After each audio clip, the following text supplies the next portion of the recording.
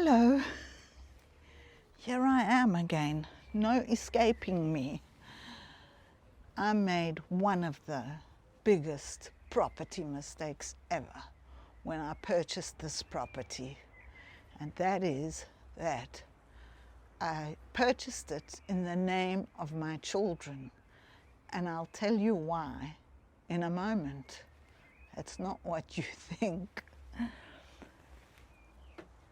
It was a big mistake because my children and I have now agreed that it would be good to sell this property so we can buy a property somewhere else. I will still live in it, of course. Basically, the idea is to move to South Africa, for example, or I just want to live somewhere where there is much more nature around me.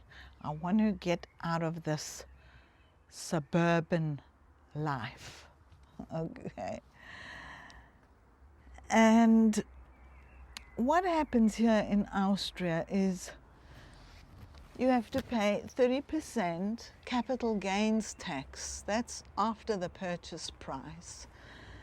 So I bought this property with my money, put it in the name of my children, and registered myself here as somebody that is living here. But because it's in the name of my daughters and they do not live here, they would have to sell the property anyway. But because they are not registered here, they have to pay the 30% capital gains tax. Of course, that's excluding the purchase price, but this place was an absolute dump when I bought it. I had to do new water, new electricity, pull down walls, put in new windows, doors, the whole everything, okay? And my children aren't registered here as Hauptwohnsitz, which means they aren't registered as living here full time, which means they have to pay this capital gains tax. That was a big mistake on my part. I really thought I knew better before I bought this. I didn't even think about it. It just made sense to me to buy it in their names. But when we did the whole purchase, my lawyer still said to me, look, if you do the purchase, you've at least got to have Fruchtgenuss, which means you've got a lifelong right to live here and that you can earn money with this property. So if you rent it or something, that rental money comes to me, not to your children. I said, yeah, but I trust my daughters, we close. He said, yes, but I have seen so many things go on in this office, because what can happen is their husbands can decide, which I can't imagine either, because they've got great husbands and I get on very well with them.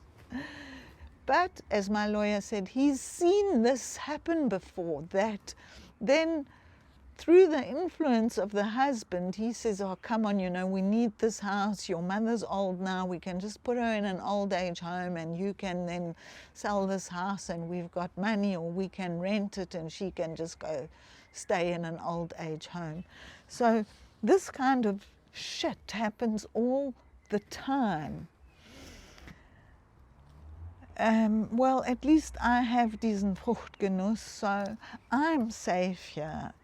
My kids can't throw me out, but if we jointly decide to sell this property, we've got to give 30% capital gains tax to the Finanzamt. And you know, Austria's a different kettle of fish. You have the finance police driving up and down this main road, checking to see if you've got illegal workers on your property and that kind of thing. And look, it's okay. I'm not going to complain. At least in Austria, you know where your tax is going to.